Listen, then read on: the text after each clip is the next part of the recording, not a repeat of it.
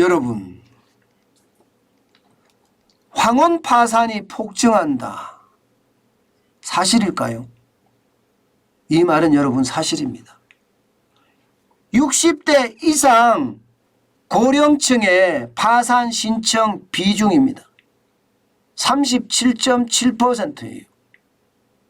파산 신청을 하는 10명 중에 4명이 60대 이상 고령자라는 뜻입니다. 이것은 여러분, 저는 진짜 심각한 상황이라고 생각이 들어요. 60대 이상이라고 생각을 해보세요. 저도 이제 몇 년 있으면 60대가 되는데, 그렇게 따지면 시장의 어떤 충격이 60대에게 그대로, 60대 이제 고령자에 그대로 파급이 된다, 전이가 된다는 뜻인데 장난 아닙니다. 여러분, 이거 한번 보세요. 실질적인 지표가 나왔습니다. 이게 연령별 개인 파산 신청 현황입니다. 2022년 상반기를 한번 보세요. 보시면 60대 이상, 제가 빨갛게 줄을 쳐놨습니다. 29.4%입니다. 6,035명입니다. 비중이 말입니다. 전체 100으로 봤을 때 비중이. 그리고 70대 이상, 여기는 8.3%입니다.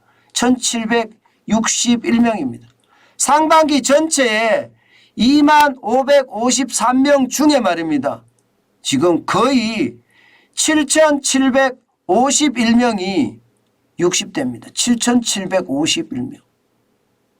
그러니 37.7%에 해당되는 거잖아요.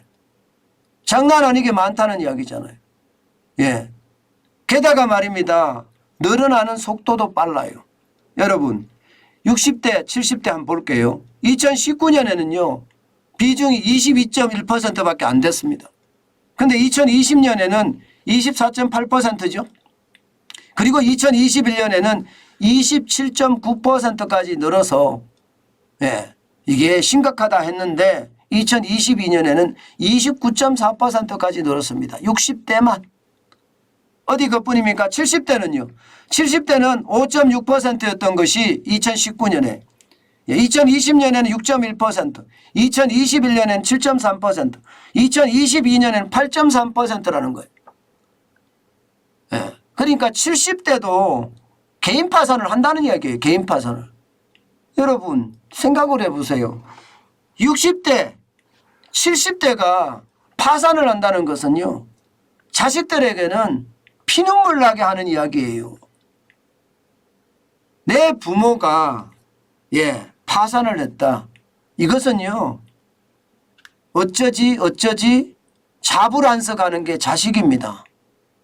자식이 아무리 분가를 해서 잘 살고 있을지언정 자기 부모가 파산을 해서 지금 돈이 없다고 하면 얼마나 심각하고 얼마나 서글픈 일이겠습니까?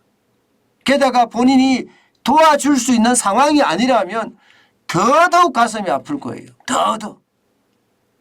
그런데 그게 현실적으로 지금 일어나고 있다는 사실이에요. 황혼 파산이 너무 많으니까 자식들마저도 운다는 이야기가 나오는 거죠. 아직까지 말입니다.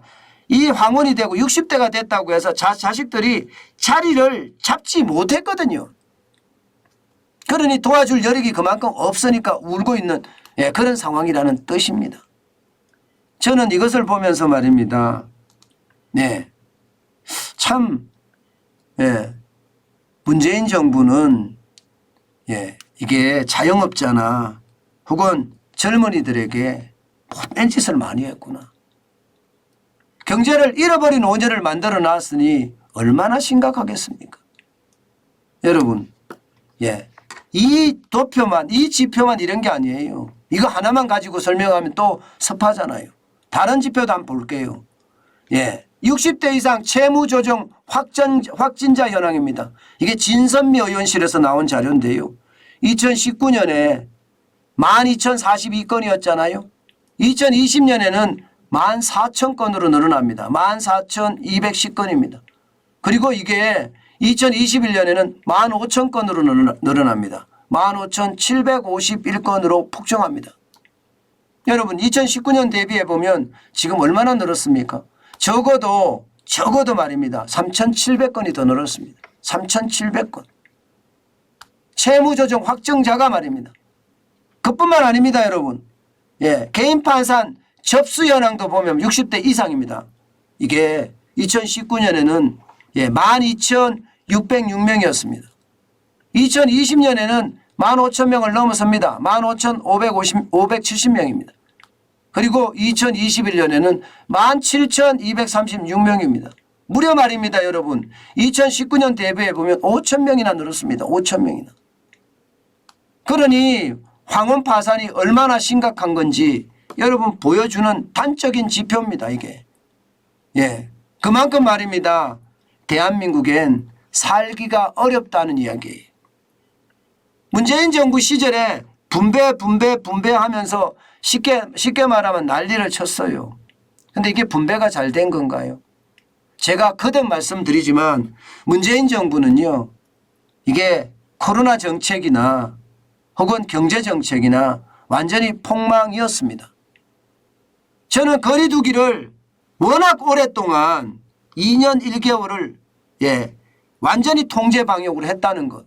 이게 결국은 자영업자 파산을 불러왔고 그중에 오랫동안 자영업을 하던 분들이 60대 70대였는데 이들이 망한다는 뜻이에요. 이들이. 게다가 최저임금은 지금 얼마나 많이 올렸습니까? 5년 사이에 거의 45% 가까이 올렸으니 생존하기가 어렵죠. 생존하기가. 지금 그 여파가 지금 다가오고 있는데 그중에서도 말입니다. 60대 이상에게 아주 악몽으로 태풍이 불고 있다. 이런 얘기가 되는 겁니다. 저는 여러분 파산이라는 게 이렇게까지 계속 늘어난다는 게 진짜 안타깝습니다.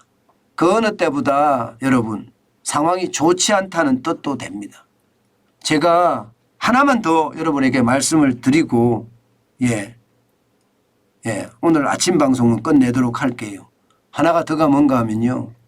바로 연령별 개인 파산 신청이라고 해놨는데 전체를 한번 개를 보시면 2019년에 45,490건이었죠. 490명이었죠. 2020년에 보시다시피 52,280명입니다. 2021년에는 48,966명이고요. 왜 제가 이걸 설명드리려고 하냐면 2019년에 최저임금이 많이 올랐을 때 굉장히 많은 사람들이 파산을 했다는 이야기예요. 그리고 시간이 지나면 지날수록 빚으로 견디다 못해 결국은 회생 신청을 하든지 파산 신청을 하는 경우가 더 많다는 거고요. 그중에서도 60대 70대가 많다는 것은 본인의 인생도 이게 재기할 수가 없거든요. 60대 70대는. 그래서 어렵고요. 자식까지도 눈물 나게 하는 그런 사고가 아닌가 저는 다시 한번 생각을 해봅니다. 제발 진짜 현장 중심에 저는 정책을 폈으면 좋겠어요. 탁상공론 이제 버리고요. 실제 현장에서 실물경제에 종사하는 사람들의 이야기를 귀담아 듣고 그 귀담아 들은 내용으로 정책을 잘 폈으면 좋겠어요. 권력 다툼 그만하고요. 국민들은 지금 악소리가 나고 있습니다. 숨 넘어갑니다. 윤석열 대통령 이야기했던 대로 숨 넘어갑니다. 제발이지 숨 넘어가는 국민들 굽어 살펴 주셔야 합니다. 그게 제가 오죽했으면 이렇게까지 말할까요? 지금 그만큼 경제가 어렵고요. 정부는 현실에 대한 파악이 제대로 안 돼 있는 것 같고요.